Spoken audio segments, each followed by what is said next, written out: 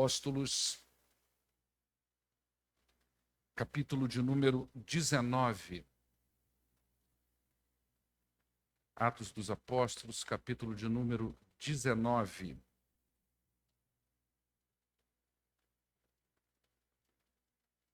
A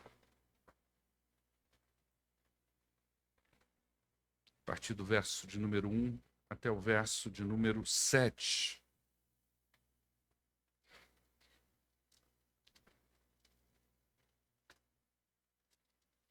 Aí hoje à noite a gente vai passar um vídeo, né, Naide? Tem um vídeo sobre o que aconteceu no final de semana com as crianças.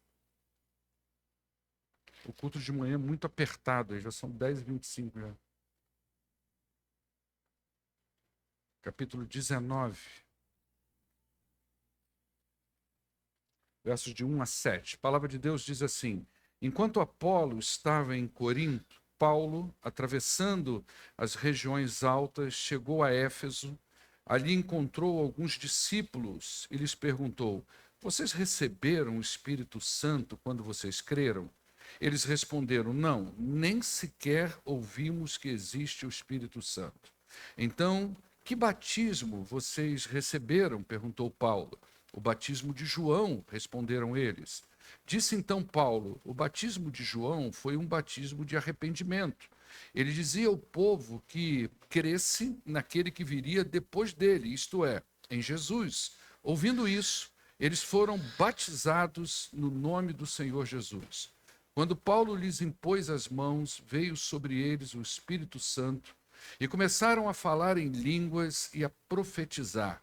Eram ao todo uns 12 homens. Até aí, né? Maravilha. Vamos orar ao nosso Deus. Pai, muito obrigado por esta manhã aqui na Tua presença. Ilumina a nossa mente, os nossos corações, nos fazendo entender a Tua palavra e, mais do que isso, ó Deus, nos ajudando a aplicar essa palavra em nossos corações. Em nome do poderoso Jesus é que oramos. Amém. Vocês viram aí que eu parei no verso de número 8, mas parecia que eu queria continuar. Por quê? Porque a sessão toda, e era isso que eu pretendia aqui nesta manhã, era ir até o verso de número 22, ok? E aí eu cobriria toda essa parte dessa passagem, quer dizer, uma parte significativa dessa passagem do apóstolo Paulo aí, na cidade de Éfeso, que é a segunda vez que ele vai entrar. Mas como iria ficar muito grande, o nosso tempo muito apertado, eu entendi que até o verso 7, então, nós trataríamos de assuntos também da nossa importância aqui, ok? Como eu falei na última viagem missionária, coloca para nós aí o mapa. Nós estamos entrando na terceira viagem missionária do apóstolo Paulo. E hoje, irmãos, eu trouxe o meu poderoso laser. Amém ou não? Apaga essa luz aí, irmão. É isso aqui que a gente queria usar hoje lá no Maracanã, viu? Cadê o outro, o seu Era isso aqui que a gente ia usar lá. Aqui, ó. Tá até atrapalhando agora lá. Vamos lá. Bom, Paulo estava aqui em Corinto, né? Ele deseja, então, voltar.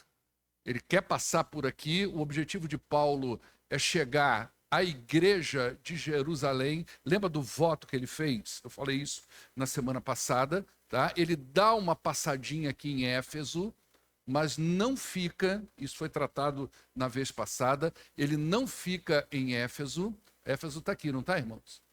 Ele não fica ali em Éfeso, ele parte com muita pressa, porque ele quer chegar aqui. Mas ele também vai aqui na igreja de Antioquia da Síria, que é uma igreja muito importante, uma igreja que está dando base para a missão de Paulo, de tudo aquilo que ele está fazendo. Então, vez por outra, ele volta nessa igreja para prestar conta. Ele quer prestar conta do que ele está fazendo. Ele precisa da oração desses irmãos. Então, ele volta lá e depois, agora ele vai retornar aqui para Éfeso. É só para você ter uma noção. Era para apagar só essa luz aqui, tá? E pode acender tudo agora. Agora você tem uma noção mais ou menos, só para você ter uma noção do que ele está fazendo, tá? Então nós fechamos a última mensagem falando da importância do discipulado, né? Eu afirmei que esse é o processo do cristianismo bíblico. E uma coisa que nós precisamos entender, gente, nós estamos vivendo uma época, e não estou dizendo que isso seja errado, onde nós temos muitos métodos de crescimento de igreja.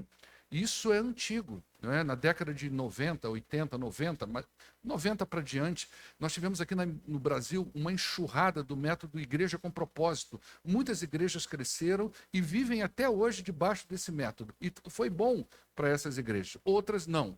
Outras implantaram o método, isso não durou absolutamente nada e logo voltaram à sua vida normal. Então, nós temos várias coisas que são propostas para nós, mas, na verdade, quando o assunto é o bom desenvolvimento da igreja e o bom crescimento da igreja, o melhor método que existe é o método bíblico. Então, o que nós precisamos é olhar para a Bíblia, é ver o que a Bíblia ensina. E, na raiz do cristianismo bíblico, nós encontramos o discipulado. Ele é fundamental para um crescimento que seja saudável, sadio, e que vai dar resultados numéricos. Então, nós devemos olhar para isso, que pode ser feito de forma coletiva, como nós estamos fazendo aqui às quintas-feiras, pode ser feito de forma individual, não importa. O importante é que todos os crentes estejam envolvidos num processo de discipulado. Não basta apenas a gente ficar colocando gente para dentro. Nós podemos criar vários movimentos de evangelismo e botar muita gente para dentro, mas se a gente não souber discipular essas pessoas, se a gente não criar processos de discipulado, muitos ali se perderão, porque não é só pôr gente para dentro, nós precisamos tratar dessas pessoas. Então, fechei falando sobre isso. No capítulo 18, Lucas nos informa que Paulo passou por Éfeso, como eu mostrei ali, mas ele não precisou. Por quê? Ele queria ir rápido para Jerusalém, ele tinha feito um voto. Nós falamos mais ou menos que poderia ter sido um voto de Nazireu, que no final desse voto de Nazireu, o sujeito ele cortava o cabelo e ele levava como uma oferta justamente lá em Jerusalém. Nesse interim, chega em Éfeso, né? Paulo passou por Éfeso, mas não ficou. Nesse meio tempo em que Paulo sai de Éfeso em direção a Jerusalém, chega na cidade Apolo, em Éfeso, né? Ele chegou em Éfeso, Apolo, e ele foi discipulado por Áquila e Priscila, porque a despeito dele ser um bom conhecedor das Escrituras, faltava ainda nele a aplicação do Evangelho nas coisas que ele falava e na própria vida dele. Ele veio de uma cidade onde se estudava muito as Escrituras.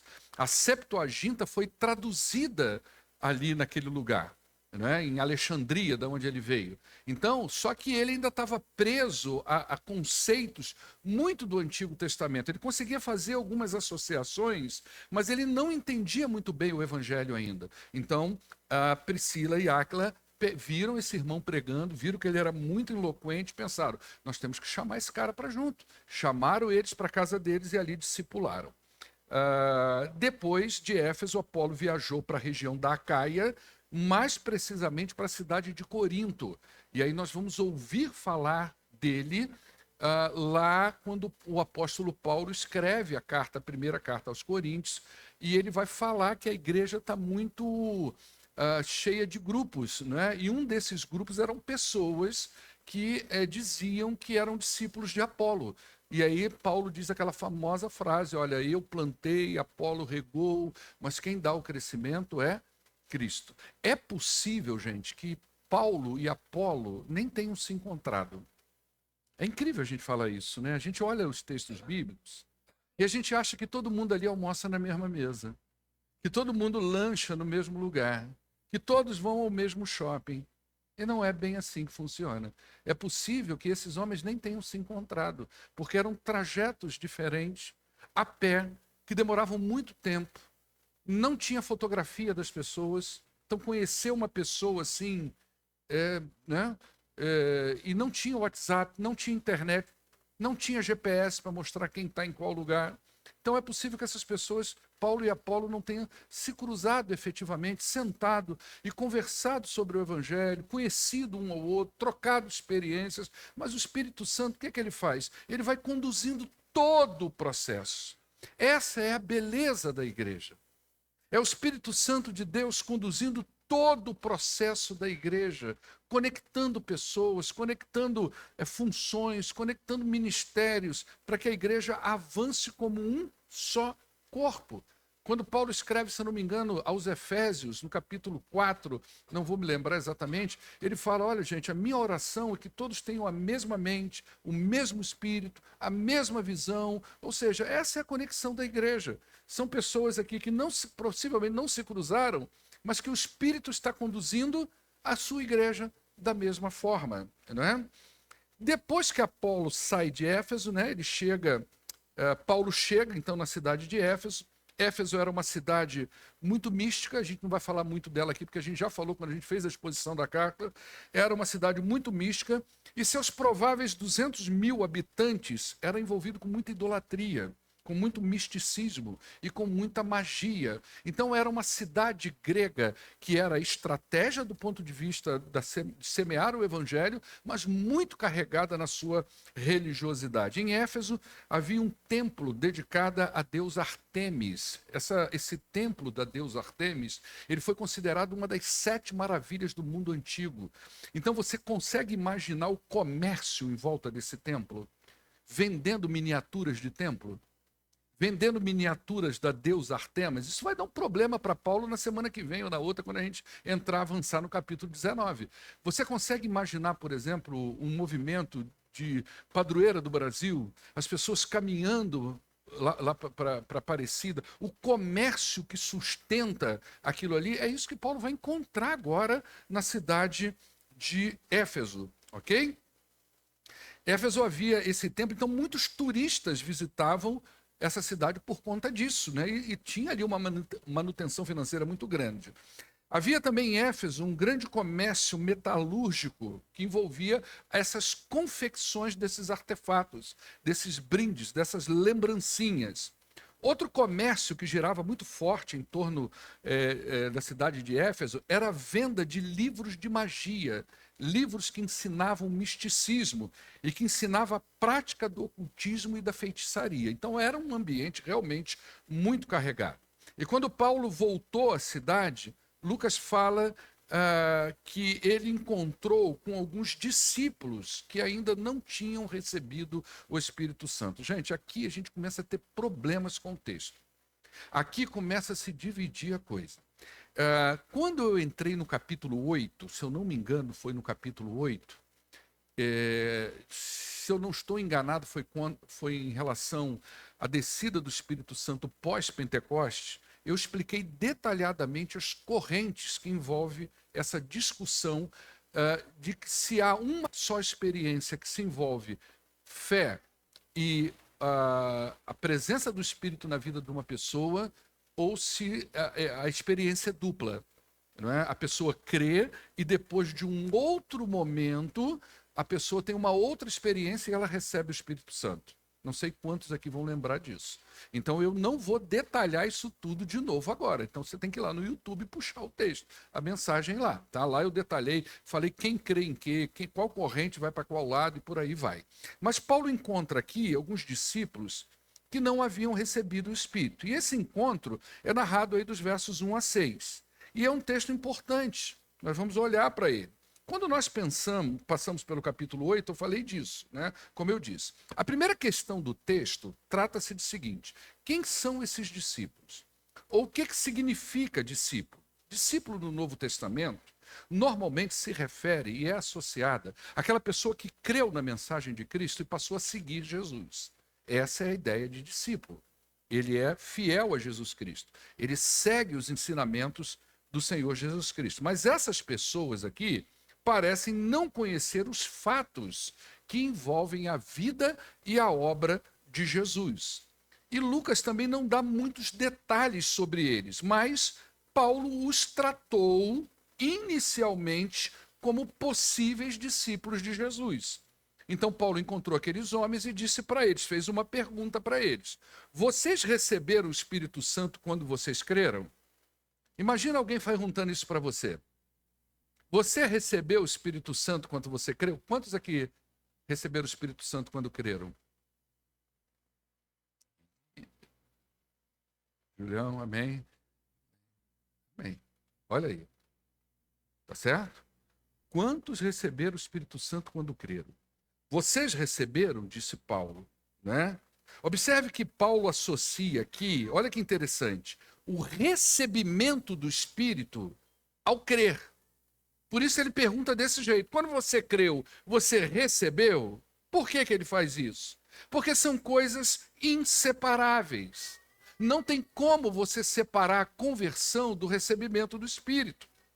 John Stott, comentando sobre esse texto, ele diz: a norma da experiência cristã é um conjunto de 4 fatores: arrependimento, fé em Jesus, batismo na água e dádiva do Espírito. Não tem como você separar muito essas coisas.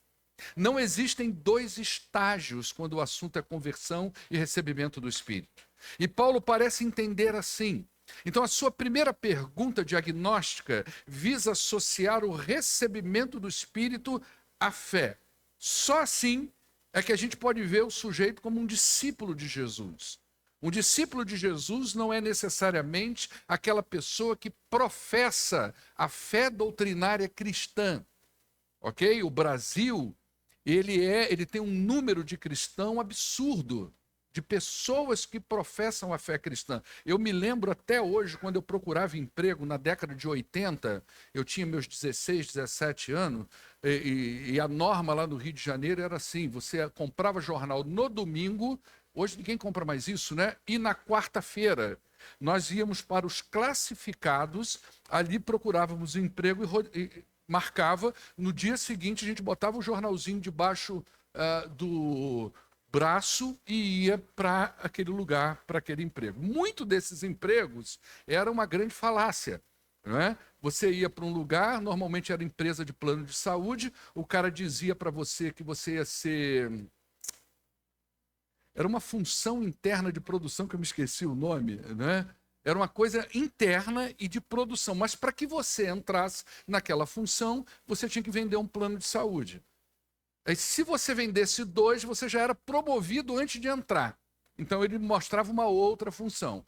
Mas essa era a nossa vida, era o que a gente fazia. E na hora que eu preenchia a ficha de emprego, tinha lá religião. Hoje não tem mais. E eu, um garoto de 16 anos, desviado, você sabe o que eu colocava lá? Chuta? Não. Batista.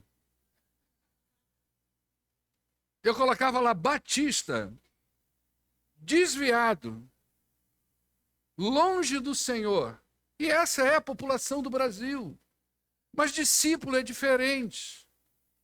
O discípulo é aquele cara que aceitou o ensinamento, aplica na sua vida e, segundo o Novo Testamento, recebeu o Espírito do Senhor. Então, a primeira pergunta é uma pergunta diagnóstica. Eles então respondem: não, nem sequer ouvimos falar que existe o Espírito Santo. Presta atenção nessa resposta. Nós nem sequer ouvimos falar que existe o Espírito Santo. Como assim não sabiam nada sobre o Espírito Santo? Por que essa indagação? Porque quando Paulo faz a segunda pergunta, que a gente vai ver mais na frente, eles dizem que receberam o batismo de João. E João pregou sobre o Espírito Santo.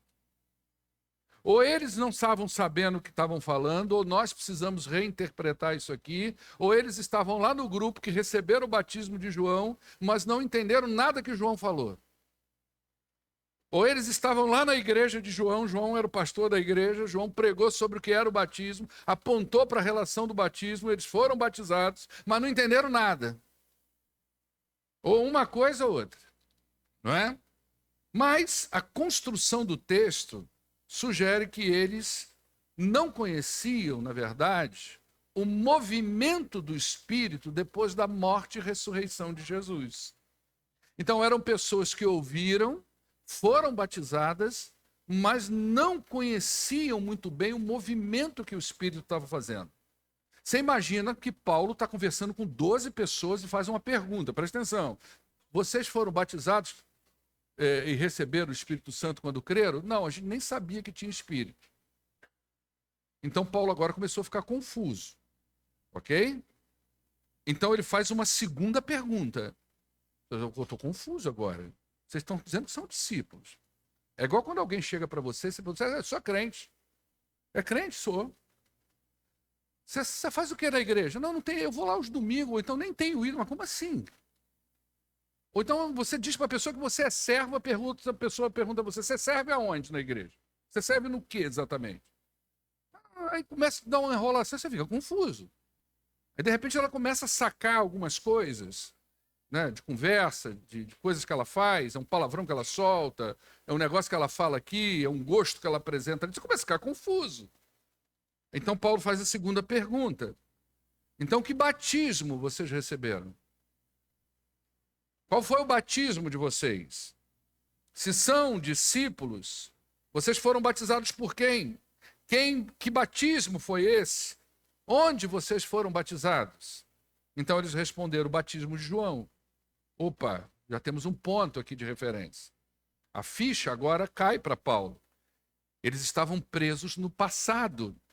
Eles não vislumbraram o horizonte que João apontou. Você imagina que João está apontando para um horizonte. A fé de João, o batismo de João, aponta totalmente para frente, mas eles não veem. Então eles estavam presos no passado. João disse assim, olha só, imagina você estar sentado na igreja de João e ele diz a seguinte palavra no púlpito: eu batizo vocês com água para arrependimento, mas depois de mim vem alguém mais poderoso do que eu, tanto que não sou digno nem de levar as suas sandálias. Ele os batizará com o Espírito Santo e com fogo. O que João está dizendo? Gente, não sou eu. Eu estou apontando para vocês um evento que vai vir depois de mim. Uma fase desse negócio que virá depois de mim. Então observe que a mensagem de João olha para frente, mas eles não viram isso. Eram discípulos dispersos, com pouca conexão com aquilo que João estava ensinando, mas diziam que era discípulo. Ora, a gente falou um pouco disso aqui. Gente, quem não estava na classe do Rodrigo hoje, eu falei uma palavra aqui. A turma do Rodrigo estudou sobre Josias. Josias vem depois de Manassés. Manassés foi terrível, não foi isso? E uma pergunta que eu fiz, e é claro, é que bota elas todas juntas no mesmo banco não dá certo, tem que separar. O batismo, deixa eu reconectar aqui. Manassés, obrigado. Manassés faz uma arruaça terrível, não é verdade? Aí vem Josias. E Josias faz exatamente o quê? O Rodrigo estava ensinando. Ele acha um rolo, acharam um rolo lá, um livro da lei. E fizeram o que com esse livro da lei? Vamos levar isso. Quando eles abriram o livro, eles ficaram, nossa, nós precisamos de quê? Nós precisamos de reforma. E eu disse uma palavra, agora você já imaginou os crentes da igreja achando a Bíblia? Os crentes que vêm à igreja todo domingo e carregam a sua Bíblia debaixo do braço, um dia, pela misericórdia de Deus, acha ela. Não é achar nos achados e perdidos da casa, não, gente. É achar o sentido dela, a mensagem dela, o poder dela. Você imagina você achando a Bíblia e entendendo que você tem que pegar essa palavra e aplicar na sua casa, na sua família, nos seus filhos, na sua igreja. Já imaginou a revolução espiritual que vai acontecer aqui? Você já pensou nisso? Que foi o que aconteceu lá. É por isso que todos os dias, eu vou dizer uma coisa para você, meu irmão, nós precisamos de reforma. Nós precisamos de reforma todo dia. Todo dia nós precisamos achar as Escrituras. Todo dia nós precisamos mergulhar nas Escrituras. Todo dia a gente precisa abrir ela dentro da casa da gente e nos voltarmos para ela com toda atenção e com todo o coração, porque nela há vida. Esses discípulos eram discípulos dispersos. O cara está ensinando, o cara está apontando um caminho, o cara falou de alguém mais poderoso do que ele, e eles estão ali, a gente nem sabe que isso existe. Imagina uma coisa dessa. O batismo de João apontava para outra pessoa. O batismo de João foi um batismo de arrependimento. mas ele dizia ao povo que cresce naquele que viria depois dele, isto é, Jesus. O batismo de João apontava para outra pessoa. João podia batizar pessoas que demonstrassem arrependimento, mas ele não tinha poder para dar perdão e vida a essas pessoas. Por isso ele batizou muita gente. Muita gente que professava arrependimento. Eles precisavam crer em Jesus, porque João não tinha o poder de curar, perdoar a sua alma. Eles precisavam crer em Jesus. Eles precisavam olhar para Cristo. Eles precisavam buscar perdão pelos seus pecados e aí sim receber a dádiva do Espírito que produz vida e alegria ao salvo. Mas eles precisavam olhar para Jesus. João chamou as pessoas ao arrependimento. E quando elas se arrependeram, ele as batizou como um sinal de limpeza espiritual. Mas é só um sinal. A pregação de João era preparatória para a vinda do Messias, porque não João, mas Jesus é o único que pode limpar alguém do pecado. Então tinha que olhar para Jesus, e eles ainda não tinham olhado. Tem um escritor muito conhecido, estudioso do Novo Testamento do nosso tempo, chamado Simon Kistemaker. Acho que é assim que fala o nome do cara. Eu leio tantos livros desse cara, não sei falar o nome dele. Ele diz que eles estavam numa fase introdutória da fé cristã. Eles estavam presos no passado. Era hora de olhar para Cristo. Quanta gente, presta atenção, ouve falar de Jesus, como esses discípulos, mas não tem vida com Cristo. Estão presos à religiosidade, à ignorância espiritual, que não vivem a verdadeira fé em Cristo Jesus. E aí você vai conversar com uma pessoa dessa e você vai perguntar sobre o Espírito Santo. E ela não sabe nada do Espírito. Ela não sabe o que o Espírito Santo pode fazer na vida de uma pessoa. Ela não conhece a direção que o Espírito Santo dá ao coração que se voltou para Cristo. Ela não conhece a alegria e a vida proveniente do Espírito, esse Espírito que nós recebemos, quando nós falamos sim para Jesus e abrimos nosso coração para Ele. Ela desconhece o poder do Espírito sobre uma família, sobre uma vida, sobre uma igreja. Ela não conhece o Espírito Santo. Domingo eu falei para os novos crentes, estavam aqui batizando, que o batismo não é a última estação. Ela é um processo, não é o fim. É um processo. É o começo de uma vida. Mas se você ficar preso a esse evento, você fica no passado religioso e não vislumbra a grande obra de Cristo. Os versos 5 e 7, a coisa fica mais tensa para nós. Ouvindo isso, eles foram batizados em nome do Senhor Jesus, e quando Paulo impôs as mãos, veio sobre eles o Espírito Santo, e eles começaram a falar em línguas e profetizar. Eram ao todo uns 12. O que eu vou fazer com esse texto agora, hein? Hein, Rosa? O que eu vou fazer com isso agora? Não é? Depois que Paulo orou, colocou as mãos. Presta atenção, no livro de Atos tem 4 momentos especiais em que o Espírito Santo foi derramado. A gente precisa entender isso. Já falei sobre isso, dei uma aula de escola bíblica aqui, geral, sobre batismo no, com e do Espírito Santo. Quem veio, veio, quem não veio, não veio. Ok? Então não tem como a gente ficar detalhando tudo de novo. Mas no livro de Atos, há 4 momentos especiais em que o Espírito Santo foi derramado. Primeiro foi sobre os judeus, naquele texto do Pentecoste, muito conhecido lá em Atos, capítulo 2. Aqui dali é o ponto inicial para os judeus, ok? Depois, no capítulo 8, você vai ver agora o derramamento do Espírito sobre um povo que era, não é inimigo, mas não havia afinidade nenhuma com os judeus, que eram os samaritanos. Então, quando o Espírito desce sobre essas pessoas, isso está mostrando para os discípulos, para os judeus, para os apóstolos, que Deus está incluindo no seu reino, na sua obra, na sua família, povos que eram hostis. Lembra que ele falou isso? Vocês receberão o Espírito, vocês testemunharão e pregarão na Judéia, Samaria e os confins da terra. Isso está se cumprindo. Deus está trazendo para dentro da igreja um povo que outrora não tinha afinidade. Não é? Depois você vai ter em Atos capítulo 10, sobre a família de Cornélio. O que Deus está mostrando ali para Pedro, especialmente um judeu raiz, um cara cheio ainda de religiosidade no seu coração.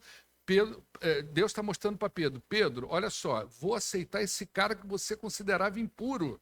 Então, o Espírito Santo se manifesta na vida dele e ele pode ver ali que Cornélio está passando pela mesma experiência que ele passou e o povo judeu passou. Então, esse derramamento tem essa função. E agora aqui em Atos capítulo 19, que você tem um outro povo gentio dentro de uma cultura totalmente idólatra, num mundo totalmente diferente, em que o Espírito desce e mostra para Paulo, olha, os confins da terra estão sendo alcançados.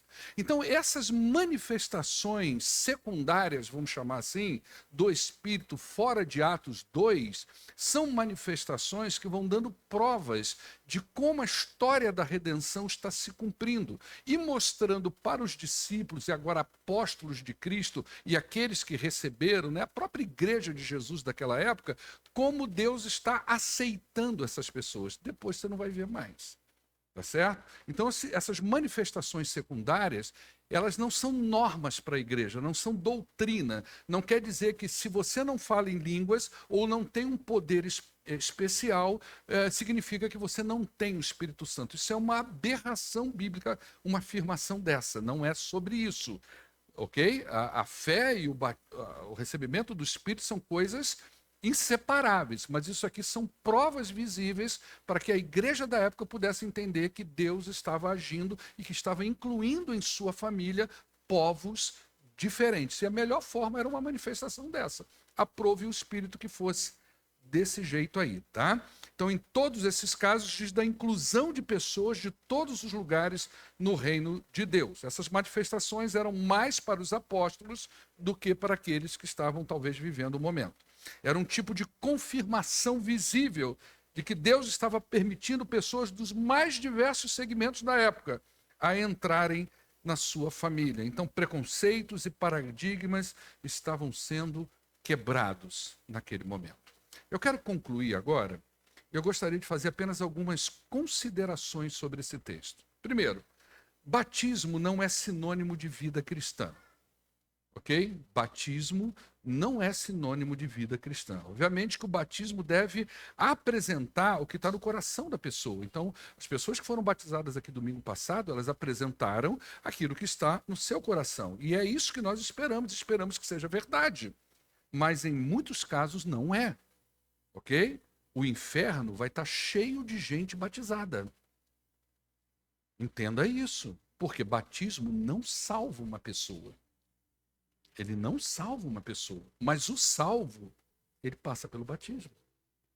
E o que nós vamos ver como prova dessa nova vida dele são as evidências que virão. Como que ele encara o pecado, como ele conduz a sua vida, como ele se relaciona com as pessoas, o amor dele por Deus, pela igreja, o respeito dele pela igreja. Tantas coisas nós vamos ver nesse processo. Ok? Existem pessoas que precisarão de mais tempo. Às vezes a pessoa batiza, mas ela precisa de mais tempo, precisa de discipulado bíblico. Isso já aconteceu comigo nos meus 20 anos de ministério. De pessoas que foram batizadas e que depois foram acompanhadas e revelarem, agora que eu me converti. Pessoas que chegaram até mim, já aconteceu comigo mais de uma vez, pessoas que foram batizadas nas águas pedindo para ser batizada de novo. Porque na época do seu batismo não eram convertidas. Pastor, posso batizar de novo? Porque agora eu entendi a beleza do cristianismo. Eu falei, você que sabe, irmão. Eu acho que teve um caso que eu batizei, não foi, Marina? Teve um caso que eu rebatizar uma pessoa que foi batizada na igreja batista. Olha que coisa louca.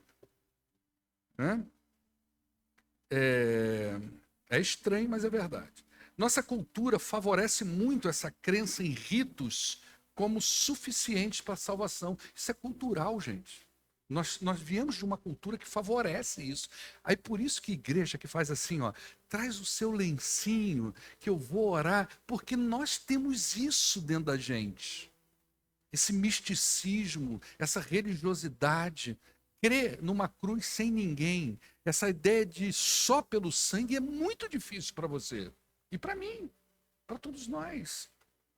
Por mais que você ensine, muita gente ainda crê que o batismo salva. Tive casos de pessoas que vieram, tudo foi dito, né, Marina? Ensinadinho, ensinadinho, ensinadinho. A pessoa chegava a fazer assim com a mão, ó. Ai, meu Deus, vai ser um grande dia para minha vida. E do dia que ela batizou, depois nunca mais vi. E ela está feliz até hoje, achando que aquilo foi a resolução do problema da vida dela. Mas eu nunca mais vi. Isso acontece. Né? Isso acontece. Segundo, não existe crer sem a dádiva do Espírito. Isso é fato para quem entende. Isso é fato para quem entende que Deus primeiro salva para depois a pessoa crer. Ou para quem entende que o indivíduo crê para depois ser salvo. Isso é fato para os dois. Não importa se ele é arminiano ou calvinista. Ele entende que as coisas são indissociáveis. Ambos entendem que a fé e a concessão do Espírito são indissociáveis. O sujeito pode até entender assim, não, a pessoa primeiro ela crê para depois ser salva. O outro não, primeiro ele precisa ser salvo para depois ele crer. Todas as duas correntes entendem que na hora do que o sujeito crê, ele recebe o Espírito. O processo começa com arrependimento, fé em Jesus, batismo na água e dádiva do Espírito, como nós mencionamos John Stott. Terceiro, dom de língua não é prova de conversão. Não é prova. Eu já andei em círculos que é muito. Eu já andei em muitos lugares. No início da minha fé cristã, eu procurei muitos lugares. Não é prova de nada. Não é prova de nada. No caso dos samaritanos, não há nem mesmo a menção de que eles falaram em línguas estranhas e receberam o Espírito. Encontramos na Bíblia excelentes crentes cujas conversões não foram acompanhadas de dons espirituais extraordinários. Pelo menos a gente não vê, como o próprio caso do Apolo, que só falava bem. Áquila e Priscila, Lídia, a gente não vê grandes ali narrando que eles fizeram isso, aquilo, outro. Não é assim. Assim, com nenhuma habilidade desenvolvida na igreja. Isso não é sinônimo de conversão. Uma pessoa pode pegar uma Bíblia aqui e dar uma excelente aula de escola bíblica dominical sem ser convertido. Ou você acha que precisa ser crente para você fazer aquilo? Hoje nós estamos vivendo as famas gospel, né, que cresceram, a música gospel se tornou muito grande no Brasil. Quantos cantores ou grupos você vê que lá, literalmente, que no grupo as pessoas fazem aquilo muito bem, mas aquilo não quer dizer que aquela pessoa é uma convertida a Cristo Jesus. Mas ela tem uma habilidade que você vai falar que é dom. Né? Então não é isso. Quarto e último lugar, o Espírito pode se manifestar de outras formas. Ninguém despunta assuntos como, por exemplo, amor, perdão, alegria, evangelização, mansidão. Você já viu dois crentes discutindo para ver quem ia amar mais? Eu sou mais crente que você, que eu amo muito, cara. Me mostra aí suas provas de amor. Você já viu crente discutir disso? Me fala aí, você perdoa? Eu perdoo mais do que você. Olha quanta gente eu já perdoei. Você não vê isso. Você vê crente brigando para ver quem vai evangelizar mais do que o outro? São manifestações do Espírito, não é? Você vê crente brigando para ver, disputando assim, quem é mais generoso que o outro? E rapaz, eu sou mais generoso do que você. Eu entrego dízimo, eu participo de oferta. Você não vê isso. Você, pelo contrário, você vê a avareza, não a generosidade. É complicado. Mas falar em línguas todo mundo quer. Curar todo mundo quer. Né?